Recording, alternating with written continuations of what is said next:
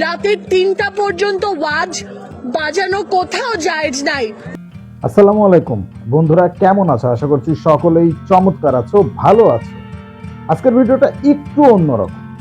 আসলে আমি চেষ্টা করতেছি যে এখনকার বর্তমান যে ভাইরাল টপিকগুলো, সেই টপিকগুলো রিয়াকশন ভিডিও তৈরি করতে। তো সেই দিক থেকে আমার প্রথম প্রয়াস, তবে এইটা ওই ধরনের নিউজ না।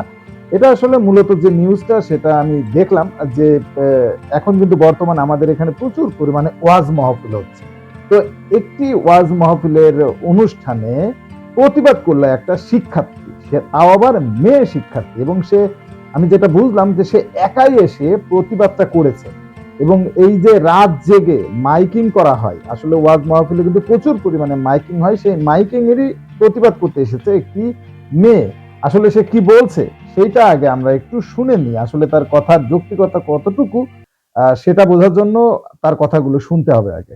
চলো শুরু করা যাক। থেকে গান বাজানো শুরু হয়, সন্ধ্যা থেকে ওয়াজ শুরু হয়। আমি ওয়াজ মাহফিলের বিরুদ্ধে না, আমি ইসলাম প্রচারের বিরুদ্ধে না, আমি কোনো কিছুর বিরুদ্ধে না। রাতের 3টা পর্যন্ত ওয়াজ বাজানো কোথাও জায়েজ নাই। নাম্বার 2 নাম্বার কথা, আপনারা এখানে ওয়াজ করছেন, এখানে যতটুকু কথা, আমি একটা মেয়ে হয়ে যদি আমার কথা এখানকার সবাই শুনতে পারে, কেন আপনি ওখান থেকে কথা বললে এখানকার মানুষ শুনবে না? এই মানুষগুলো আপনার দাওয়াত শোনার জন্য আসছে, ঠিক না? কিন্তু এই যে মানুষগুলো, এখানকার শিক্ষার্থীরা, এই যে মাইক বাজানো হচ্ছে, এখানে একটা মাইক দেয়া, কিন্তু আমার বাসার সামনে আরো একটা মাইক দেয়া, যেটার কিন্তু কোনো প্রয়োজন নাই।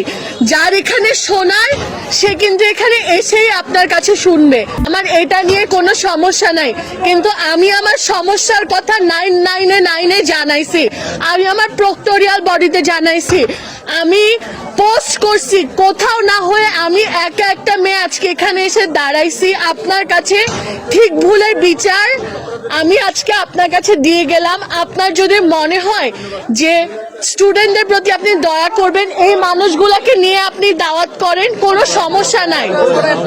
আপনাদের কারোর বিরুদ্ধে আমার কোনো অভিযোগ নাই।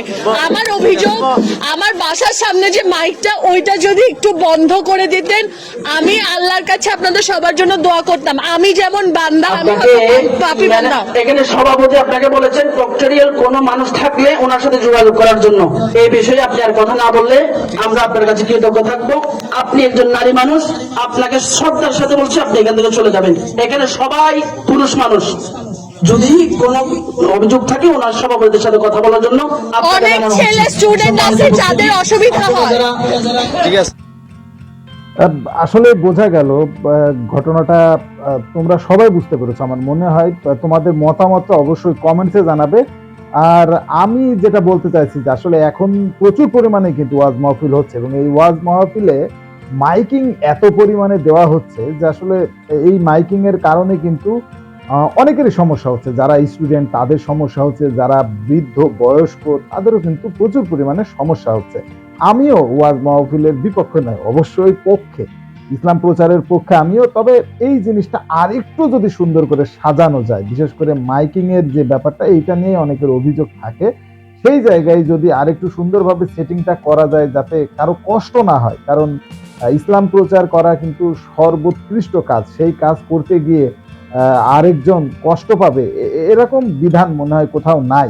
এই জায়গাগুলো অবশ্যই যারা কমিটির সদস্য তারা একটু ভালোভাবে দেখতে হবে। আবার আমি যেটা বলতে চাচ্ছি যে একটা নারী হয়ে এতগুলো পুরুষের ভিতরে এসে এই প্রতিবাদটা, এটাও আসলে আমার কাছে কোনো যৌক্তিকতা নাই। আসলে এখনকার যে সময়, ইসলাম যেটা বলে পর্দার ভিতরে থাকতে, সেই জায়গায় এত হাজার হাজার পুরুষ মানুষের ভেতর একা একজন নারী এসে প্রতিবাদ করবে, এই জিনিসটা আসলে বেশ দৃষ্টিকটু।